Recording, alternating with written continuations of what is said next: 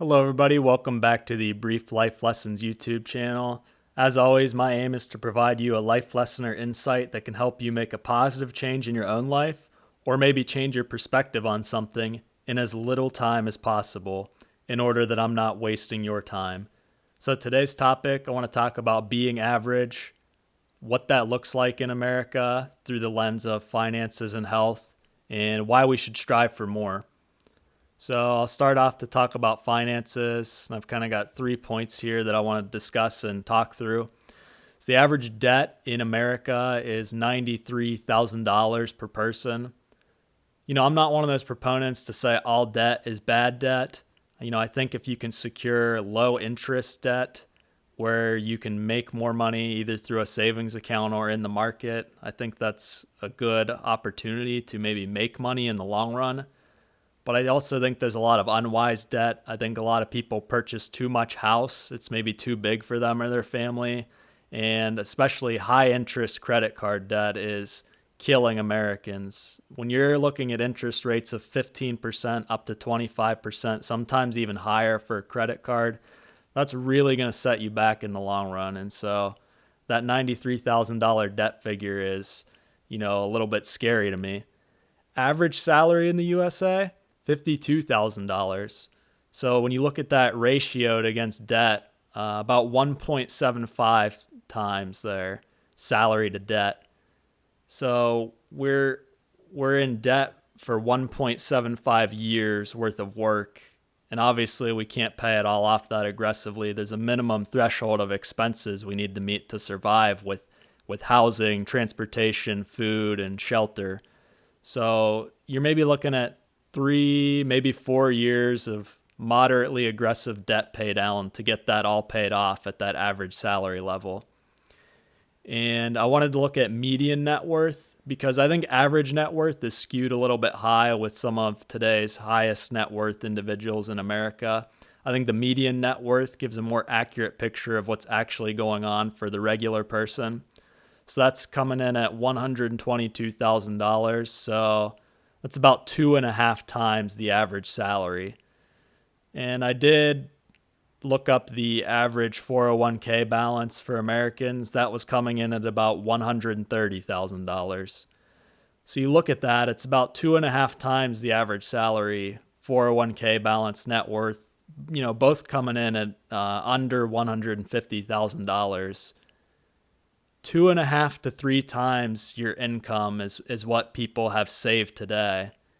And what's really interesting about that is surveys have said that 8 out of 10 Americans are confident they have enough saved to live comfortably through retirement. 8 out of 10 people, 80%, think they can confidently retire, and they have about 2.5 to 3 times their salary. Now, let me tell you, if you retire at 67, which is hopefully on the high end, hopefully you don't need to work beyond that for financial reasons.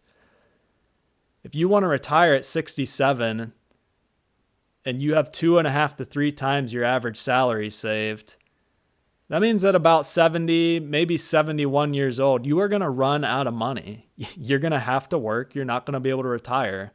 So I'm kind of blown away that 8 and 10 Americans are confident only having 2 to 3 times their salary saved.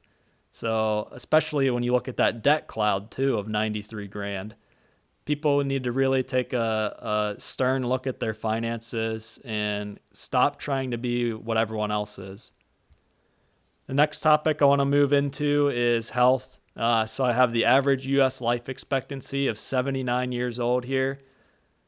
Fortunately for myself, I was just having dinner with someone the other night who was into their mid to late 90s and is doing very, very well.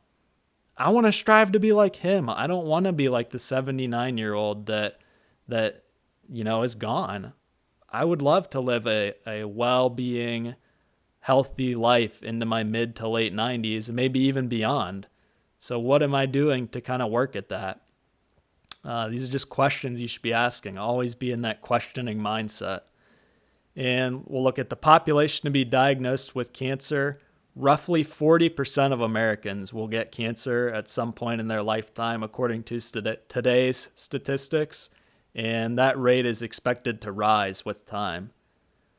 So stop trying to be average. Stop eating what the average American eats. Stop having the stress levels. Stop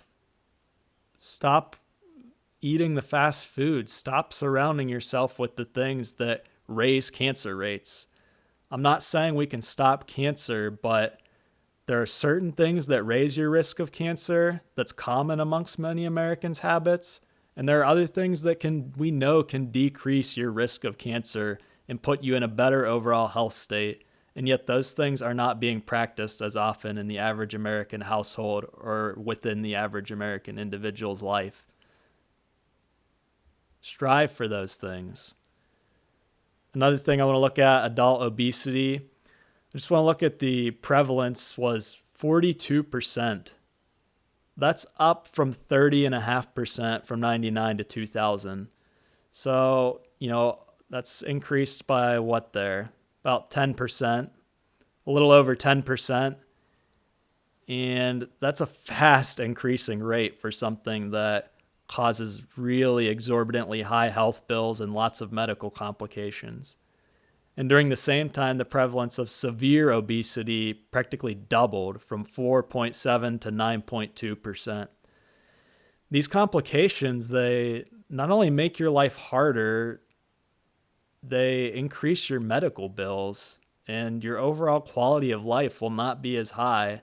And yet more people are moving in that direction. We need to be asking ourselves, why is this happening? And what can I do to best avoid it? There are some things we ultimately can't avoid, but there are certain practices we can do to mitigate these risks. And this is the last thing I want to look at. I'm going to start about halfway through that second paragraph.